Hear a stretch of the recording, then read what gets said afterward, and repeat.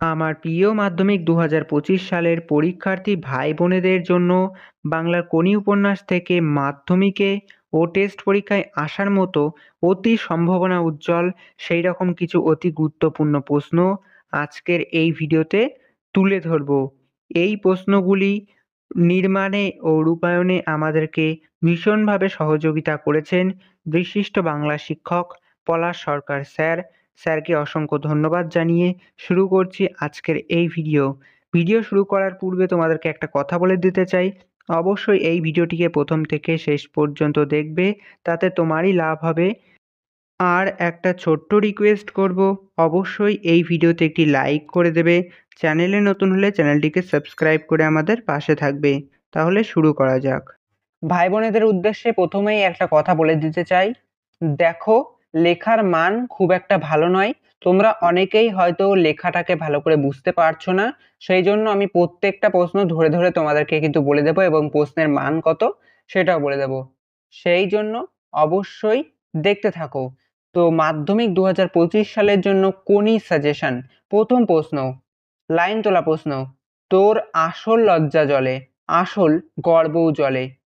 কোন প্রসঙ্গে এই উক্তিটির তাৎপর্য বিশ্লেষণ করো। প্রশ্নমান 2+3।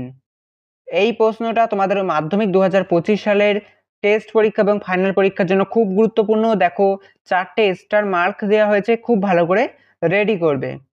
2 দাগের প্রশ্ন, এটা বুকের মধ্যে পুষে রাখুক। কি পুষে রাখার কথা বলা হয়েছে, কি কারণে এই পুষে রাখা। প্রশ্নমান 2+3, অর্থাৎ এই প্রশ্নটাও কিন্তু খুব গুরুত্বপূর্ণ। প্রথম এবং দ্বিতীয় প্রশ্নটা মাধ্যমিক 2025 সালের টেস্ট পরীক্ষা এবং ফাইনাল পরীক্ষার জন্য খুব ভালো করে দেখে রাখবে। এরপর 3 দাগের প্রশ্ন, এটাও লাইন তোলা প্রশ্ন, আমার ভবিষ্যৎ কাকে নিয়ে বক্তার এরূপ মন্তব্য। এই উক্তিতে বক্তার কিরূপ মনোভাব ফুটে উঠেছে। দেখো এখান থেকে বেশিরভাগই লাইন তোলা বড় প্রশ্ন আসবে, সেই জন্য খুব ভালো করে প্রশ্নগুলোকে রেডি করে রেখো। 4 দাগের প্রশ্ন, সাতারু অনেক বড় সেনাপতির থেকে বক্তা কে মন্তব্যের তাৎপর্য আলোচনা করো। এই প্রশ্নের মান হবে 1+4। পরবর্তী 5 দাগের প্রশ্ন, কোনির পারিবারিক জীবনের পরিচয় দাও। এটা তোমরা পারিবারিক কিংবা পরিবারিক যা খুশি বলতে পারো। কোনির পারিবারিক কিংবা পরিবারিক জীবনের পরিচয় দাও। প্রশ্নমান 5। 6 দাগের প্রশ্ন, ফাইট কোনি ফাইট। লাইন তোলা প্রশ্ন, উপন্যাসে কথাটির তাৎপর্য বিচার করো। প্রশ্নমান 5।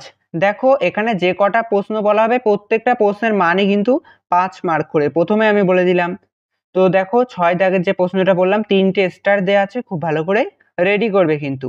পরবর্তী 7 দাগের প্রশ্ন, 7 দাগের প্রশ্নে কি বলা হয়েছে, মেসেজ হচ্ছে না, সঙ্গীত চর্চা হচ্ছে।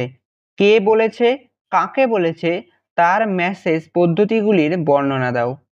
এই প্রশ্নের মানও কিন্তু 1+1+3।